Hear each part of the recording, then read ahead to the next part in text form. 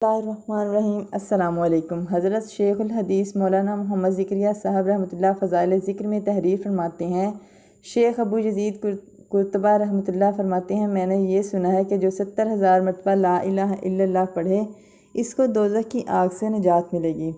میں نے یہ خبر سن کر ایک نصاب یعنی 70,000 کی تعداد اپنی بیوی کے لیے بھی پڑھا اور کئی نصاب خود اپنے لیے پڑھ کر ذخیرہ آخرت بنایا۔ ہمارے پاس ایک نوجوان رہتا تھا جس کے متعلق یہ مشہور تھا کہ یہ صاحب کشف ہے۔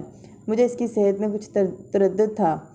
ایک مرتبہ وہ نوجوان ہمارے ساتھ کھانے میں شریک تھا کہ دفعتاً اس نے ایک چیخ ماری اور سانس پھولنے لگا اور کہا کہ میری ماں دوزخ میں جل رہی ہے۔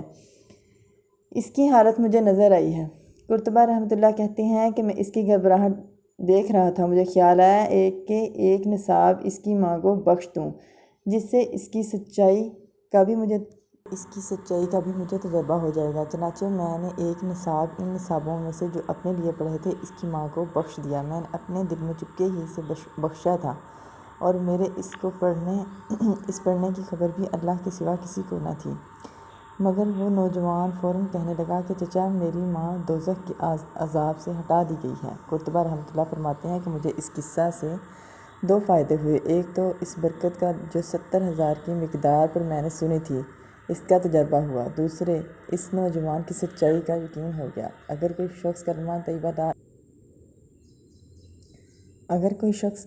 لا الہ الا اللہ کا نصاب یعنی 70,000 مرتبہ پڑھ کر اپنے اور اپنے والدین عزیز و اقربا کے لیے ذخیرہ آخرت بنا لے تو مغفرت کی امید ہے۔ فی نفسہ کلمہ طیبہ لا الہ الا اللہ کا کثرت سے پڑھنا بے شمار اجر و ثواب اور حسنات کا موجب ہے۔ اس کے فضائل لاتعداد ہیں۔ یہ مضمون احادیث صحیح بلکہ آیت مبارکہ سے ثابت ہے کہ فضائل ذکر میں اس کو بسط و تفصیل کے ساتھ مدلل تحریر کیا گیا ہے۔ فضائل ذکر فضائل اعمال کا ایک حصہ ہے۔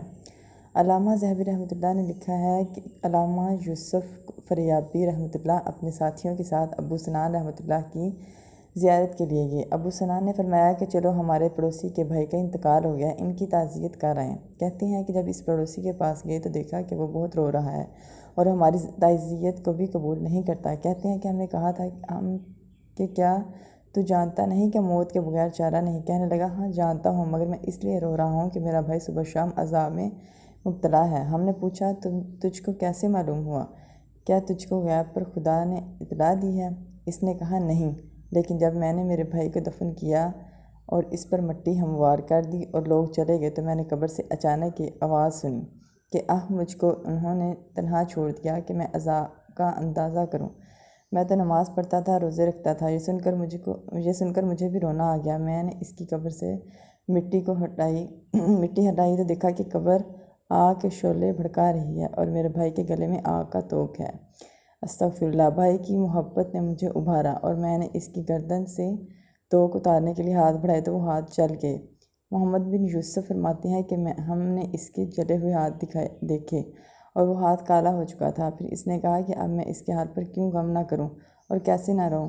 محمد فریابی رحمۃ اللہ کہتے ہیں کہ ہم نے پوچھا تمہارے بھائی کا ایسا کیا عمل تھا جو اس صورتحال سے دوچار ہوا؟ اس نے کہا وہ اپنے مال کی زکوٰۃ نہیں دیتا تھا۔ السلام علیکم۔